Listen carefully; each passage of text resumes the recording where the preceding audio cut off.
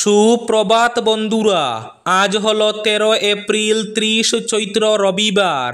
আজকের সকালের বিশেষ বিশেষ খবরগুলি হলো: বরাক উপত্যকার দলাই সহ রাজ্যে আরও 10টি সম জেলা হচ্ছে ঘোষণা মুখ্যমন্ত্রী ডক্টর হিমন্ত বিশ্ব শর্মার।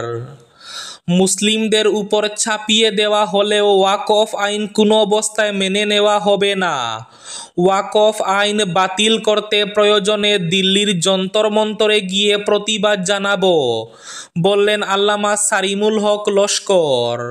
এইচএসএলসি পরীক্ষায় পাশ না হওয়ায় ম্যাট্রিক পরীক্ষায় ফেল হওয়ায় বরখলায় এবার এক ছাত্রীর চরম সিদ্ধান্ত।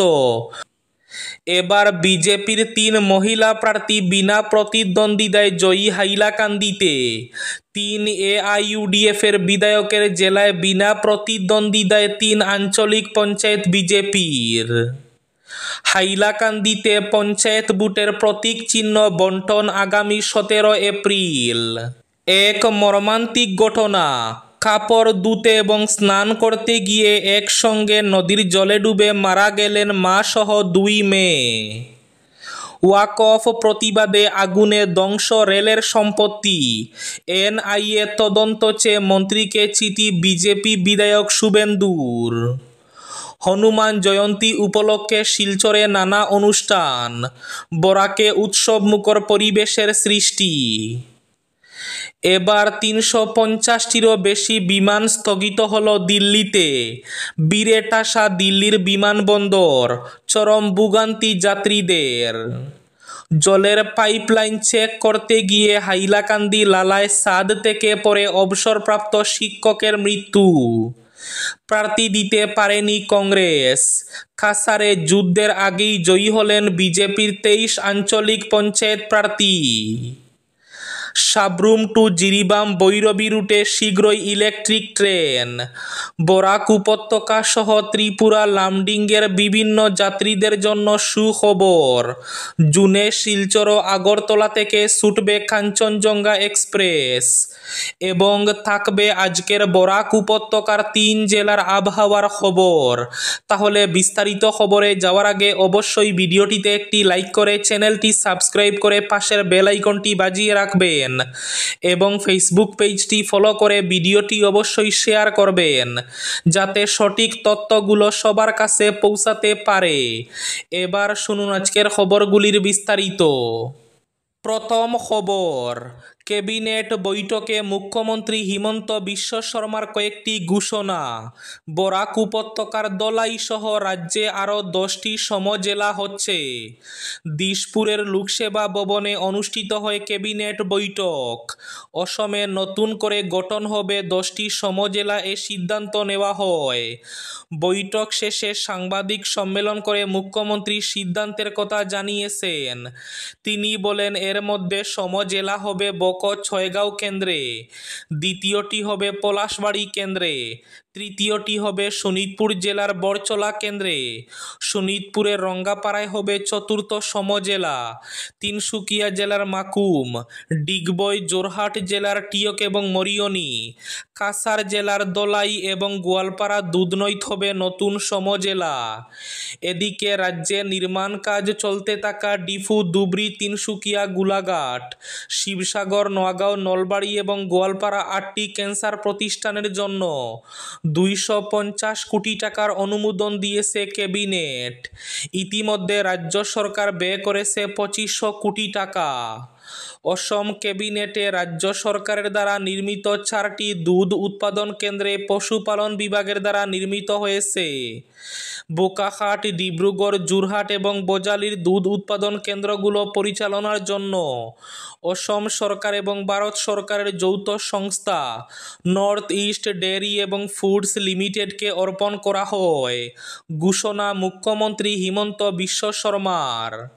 এইচএসএলসির যন্তর মন্তরে গিয়ে প্রতিবাদ জানাবো, বললেন মৌলানা সারিমুল হক লস্কর। মুসলিমদের উপর অসাংবিধানিক এবং অগণতান্ত্রিকভাবে চাপিয়ে দেওয়া হলেও ওয়াকফ আইন কোনো অবস্থায় মেনে নেওয়া যাবে না। ওয়াকফ আইন প্রত্যাহার না করা পর্যন্ত আন্দোলন চলবে। এতে গণতান্ত্রিক পদ্ধতিতে শান্তিপূর্ণভাবে ক্রমাগত প্রতিবাদী আন্দোলনের মাত্রা বাড়তে থাকবে। প্রয়োজনে দিল্লির যন্তর মন্তরে যেতে প্রস্তুত, তবে ওয়াকফ ও সংবিধান সুরক্ষার জন্য মুসলিম পার্সোনেল ল বোর্ডের পরামর্শ অনুযায়ী গণতান্ত্রিক পদ্ধতিতে শান্তিপূর্ণ এই আন্দোলনে আপত্তিজনক মিছিল, স্লোগান থেকে বিরত থেকে সবাইকে সামিল হতে আহ্বান জানান ওয়াকফ ও সংবিধান সুরক্ষা মঞ্চের আহ্বায়ক হযরত মৌলানা আল্লামা সারিমুল হক লস্কর। ওয়াকফ আইনের প্রতিবাদে আগুনে ধ্বংস রেলের সম্পত্তি, এনআইএ তদন্ত চেয়ে মন্ত্রীকে চিঠি শুভেন্দুর। সংশোধিত ওয়াকফ আইনের প্রতিবাদ ও আন্দোলনের জেরে অশান্তি ছড়িয়েছে মুর্শিদাবাদ জেলার নানা অংশে। শুক্রবার সুতীয় শামশেরগঞ্জে যে হিংসার আগুন জ্বলে উঠে তাতে যেমন বাদ যায়নি অ্যাম্বুলেন্স পুড়েছে, তেমনি জেলার একের পর এক রেল স্টেশনে তাণ্ডব চালানোর অভিযোগ উঠেছে প্রতিবাদীদের একাংশের বিরুদ্ধে। রেলের তরফেও তাদের সম্পত্তি ভাঙচুরের অভিযোগ সামনে আনা হয়েছে। এবার এই বিষয়টি নিয়ে সরব হলেন রাজ্যের বিরোধী দলনেতা তথা বিজেপি বিধায়ক শুভেন্দু অধিকারী। শনিবার দুপুরে নিজের ভেরিফাইড এক্স অ্যাকাউন্ট থেকে একটি পোস্ট করে তিনি তাতে ওয়াকফ প্রতিবাদের নামে রেলের সম্পত্তি নষ্টের ঘটনায় তীব্র ধিক্কার জানান। পাশাপাশি তুলে ধরেন এ নিয়ে ইতিমধ্যে রেলমন্ত্রী অশ্বিনী বৈষ্ণবকে একটি চিঠি পাঠিয়েছেন তিনি। তাতে রেলের সম্পত্তি নষ্টের ঘটনাগুলি একত্রে এনে সবকটির ক্ষেত্রে জাতীয় তদন্তকারী সংস্থা এনআইএকে দিয়ে তদন্ত করানোর দাবি তুলেছেন শুভেন্দু। হাইলাকান্দি লালায় জলের পাইপলাইন চেক করতে গিয়ে ছাদ থেকে পড়ে অবসরপ্রাপ্ত শিক্ষকের মৃত্যু। বাড়ির দোতলার ছাদ থেকে দুর্ঘটনাক্রমে পড়ে মর্মান্তিক মৃত্যু হল এক অবসরপ্রাপ্ত শিক্ষকের। নাম সমরজিৎ সিং। শোকাবহ দুর্ঘটনাটি ঘটেছে লালা শহরের ৯ নম্বর ওয়ার্ডের উপেন্দ্র মোহন নাথ সরণিতে। জানা গেছে শনিবার সকাল 10টা নাগাদ বাড়ির তৃতীয় মহলায় জলের পাইপলাইন চেক করতে গিয়ে দুর্ঘটনাক্রমে নিচে পড়ে যান তিনি। প্রচণ্ড জোরে শব্দ শুনে পরিবারের লোকজন সহ প্রতিবেশীরা দ্রুত ছুটে এসে তাকে উদ্ধার করে লালা কমিউনিটি হেলথ সেন্টারে নিয়ে যান, কিন্তু তার অবস্থা সংকটজনক থাকায় লালা হাসপাতালের কর্তব্যরত চিকিৎসক শিলচর মেডিকেল কলেজ হাসপাতালে রেফার করেন। যদিও শিলচর মেডিকেল কলেজ হাসপাতালে পৌঁছার পর কর্তব্যরত চিকিৎসক তাকে মৃত বলে ঘোষণা করেন। হাইলাকান্দি জেলার আসন্ন পঞ্চায়েত নির্বাচনে অবতীর্ণ প্রার্থীদের প্রতীক চিহ্ন বণ্টন আগামী 17 এপ্রিল বিকেল 3টার পর করা হবে। হাইলাকান্দির জেলা কমিশনার শনিবার এক বিজ্ঞপ্তি জারি করে জানিয়েছেন, নির্বাচনে অবতীর্ণ 3 ক্যাটাগরি প্রার্থী জেলা পরিষদ সদস্য, আঞ্চলিক পঞ্চায়েত সদস্য এবং পঞ্চায়েত সদস্য নির্বাচনের প্রতীক চিহ্ন বণ্টন 17 এপ্রিল বিকেল 3টার পর করা হবে। গৌহাটির পার্শ্ববর্তী চন্দ্রপুরে মর্মান্তিক ঘটনা। ব্রহ্মপুত্রের কলং নদীর জলে ডুবে মারা যায় মা এবং 2 মেয়ে। এসডিআরএফ এবং এনডিআরএফ 10 ঘন্টা অভিযান চালিয়ে মা গোলাপী দেবী সহ 2 মেয়ে পঙ্কিতা কুমারী এবং নীলাক্ষী কুমারীর মৃতদেহ উদ্ধার করে। এদিকে মৃতদেহ উদ্ধারের পর এলাকায় শোকের ছায়া নেমে আসে।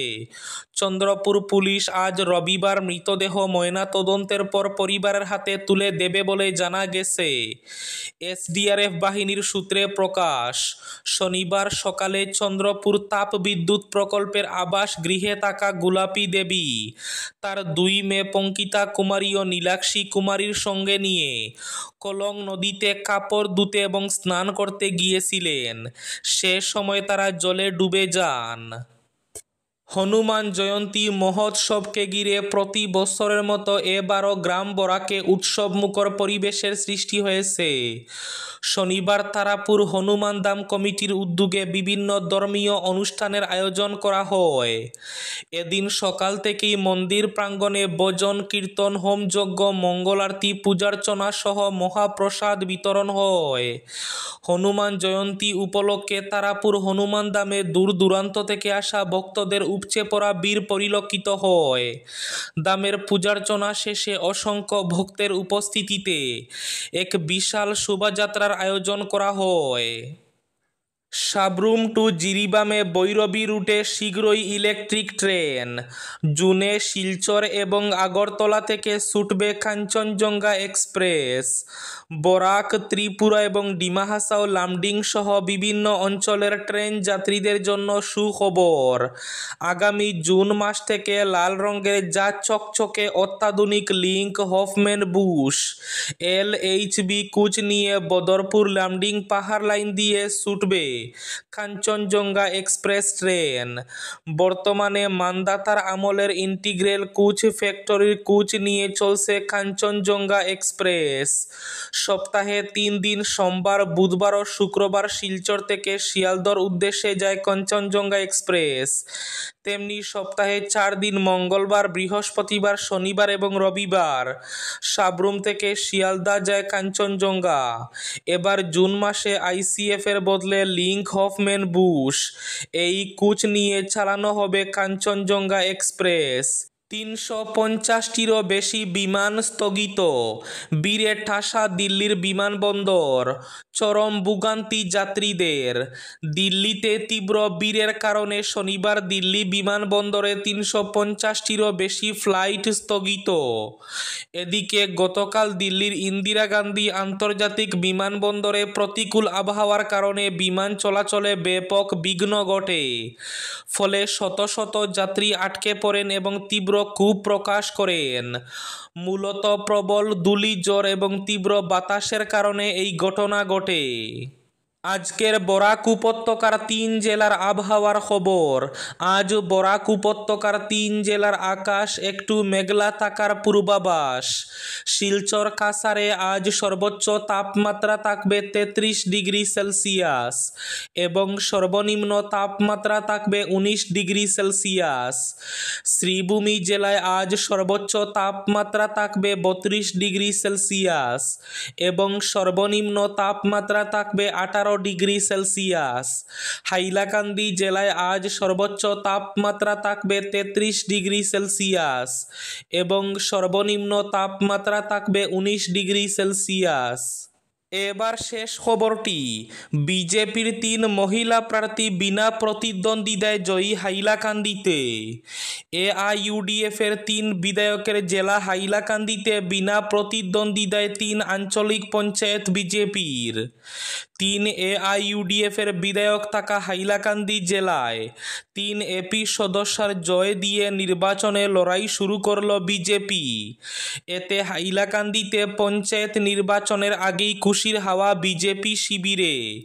বিনা প্রতিদ্বন্দ্বিতায় জয়ী হওয়ায় 3 আঞ্চলিক পঞ্চায়েত সদস্যকে শনিবার তাদের দলীয় কার্যালয়ে এনে গৌরবপূর্ণভাবে সংবর্ধনা জানানো হয়। জেলার কালীনগর পাইকান জেলা পরিষদ এলাকার তোপখানা পাইকান গ্রাম পঞ্চায়েত থেকে বিজেপির হয়ে নির্বাচনী দাঁড়িয়েছিলেন শিবানী দাস। শাহাবাদ জামিরা জেলা পরিষদ এলাকার পালইছড়া থেকে প্রার্থী হন মীনাক্ষী দাস এবং দলছড়া বরুণছড়া জেলা পরিষদের অন্তর্গত দলাই গ্রাম পঞ্চায়েত থেকে প্রতিদ্বন্দ্বিতায় নামেন সুস্মিতা রি। প্রতিদ্বন্দ্বী প্রার্থী না থাকায় তারা 3 জনই সরাসরি নির্বাচিত হন। এই 3 মহিলা প্রার্থীর জয়ে হাইলাকান্দি জেলায় পঞ্চায়েত নির্বাচনে বিজেপির পক্ষে প্রথম বিজয়ের সূচনা হলো। এদিকে প্রার্থী দিতে পারেনি কংগ্রেস। কাছাড়েও যুদ্ধের আগে জয়ী হলেন বিজেপির 23 আঞ্চলিক পঞ্চায়েত প্রার্থী।